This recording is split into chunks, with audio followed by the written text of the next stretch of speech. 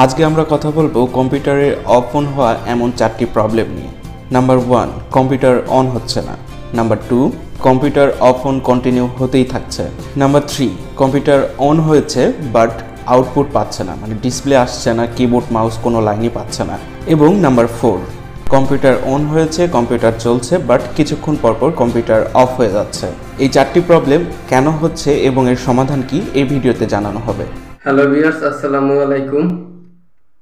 তো আজকে আপনাদের একটি নতুন ইম্পর্টেন্ট একটি ভিডিও নিয়ে আসছি। তো যাদের কম্পিউটারে অনেক সমস্যা হয়ে থাকে, যে সমস্যা যে আপনাদের সিপিইউ অন হয় কিন্তু আপনাদের মনিটর ওপেন হচ্ছে না, সিপিইউ অন হয়েছে ফ্যান চলে না। আপনাদের আমি 4টি পদ্ধতি দেখাবো এবং এই 4টি পদ্ধতি দিয়ে আপনাদের কাজটি কিন্তু আপনারা নিজেরাই করতে পারেন। তো সেই বিষয়ে আজকে আপনাদের কাছে তুলে ধরবো। তো ধৈর্য সহকারে ভিডিওটি শেষ পর্যন্ত দেখতে থাকবেন।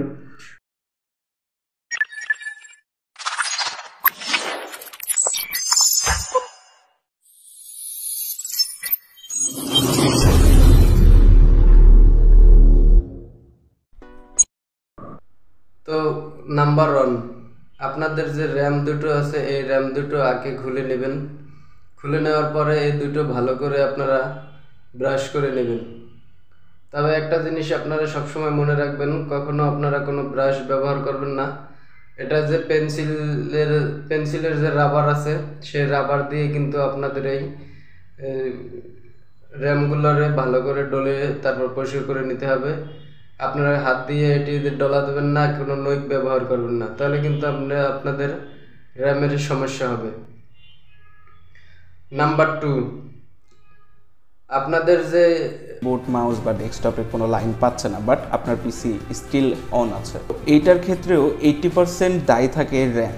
এই ধরনের যদি কোনো প্রবলেমে পড়েন অবশ্যই পিসি থেকে র্যামটা খোলার পর ভালো করে পরিষ্কার করে র্যামটা ইনস্টল করবেন, তা না হলে আবার র্যামের স্লটটি পরিবর্তন করবেন। আশা করি আপনার প্রবলেম সলভ হয়ে যাবে। এবার আসি নাম্বার 3, বা নষ্ট হয়ে গেছে কিনা সেটা পরিষ্কার করে আপনারা আবার সুন্দর মতো প্রসেসর খুলে নিয়ে তারপরে আপনারা এই একটি আটার দাম 20-30 টাকা, সে আটা নিয়ে এসে তারপরে আপনারা আটাটা লাগিয়ে কুলিং ফ্যানটা সুন্দর মতো লাগিয়ে নেবেন। চেক করে নেবেন আপনাদের কুলিং ফ্যান ঠিক আছে কিনা। যদি ঠিক থাকে তাহলে কুলিং ফ্যান ভালো করে পরিষ্কার করে নিয়ে তারপরে আপনারা আঠাটা লাগিয়ে তারপরে কুলিং ফ্যান লাগিয়ে দেবেন। আসা যাক নাম্বার 4 যে প্রবলেম হচ্ছে সেটা হচ্ছে আপনার কম্পিউটার কন্টিনিউ চলছে বাট হুট করে কিছুক্ষণ পর অফ হয়ে যাচ্ছে। এটার প্রবলেম মূলত 2 কারণে হয়ে থাকে।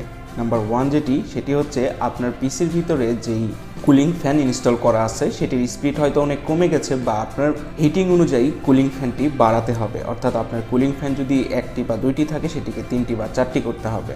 আর 2 নম্বর যে প্রবলেম, এই প্রবলেমগুলি সাধারণত হয়ে থাকে যে পিসিগুলি খুব বেশি পুরনো হয়ে যায়। এই বেশ পুরনো পিসিগুলো এই ধরনের সমস্যা করে থাকে।